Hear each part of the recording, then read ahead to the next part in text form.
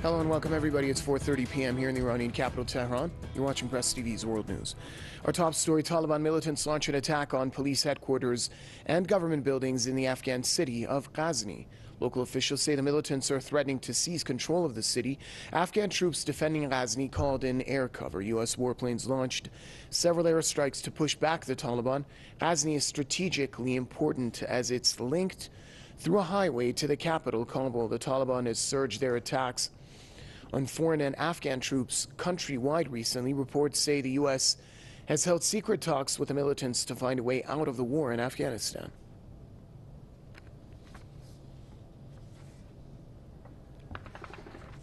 For more insight on that story, we're joined by author and commentator Mr. John Stepling, who's joining us from Norway. Mr. Stepling, welcome to the program. Give us your thoughts on this continued violence taking place in Afghanistan, and also your thoughts on some of these reports stating that the U.S. has in fact held secret talks with the Taliban militants to find a way out of the Afghan war.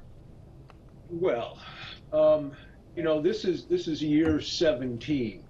And when this conflict, when the U.S. first entered, and this was the beginning of the war on terror, George Bush's war on terror. And the war on terror was one country, Afghanistan.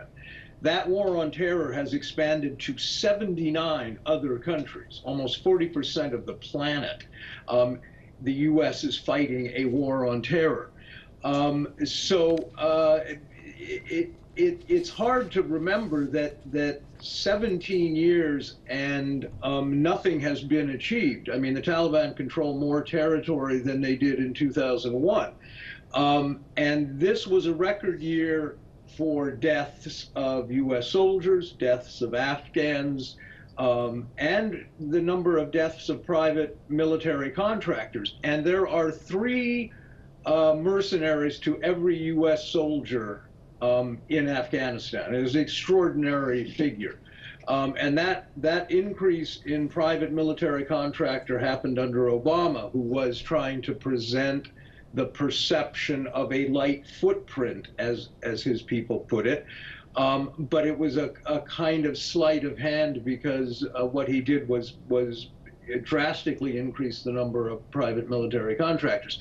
So you have to look at all of this and the discovery in the last few years of the rare earth mineral deposits in Afghanistan, cobalt, gold. This has suddenly become a war driven by resources. Do I believe any of these secret talks between the United States and the Taliban? No.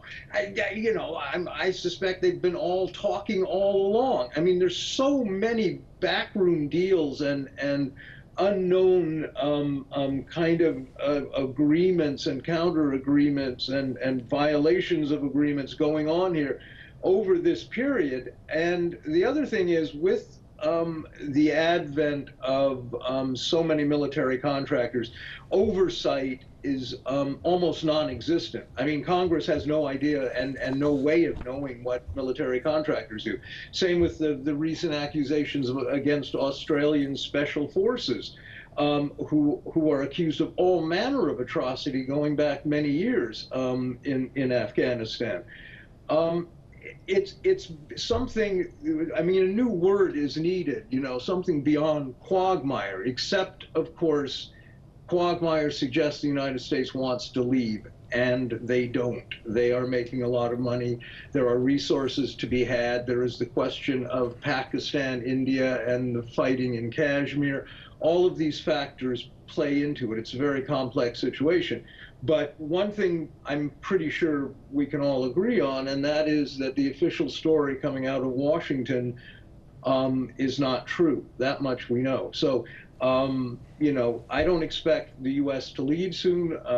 Trump apparently wants more boots on the ground, and I guess without recalling any of the mercenaries. So, it was a record year for death, and that may be exceeded next year. Who knows? Thanks a lot to author and commentator John Stepling, speaking to us from Norway.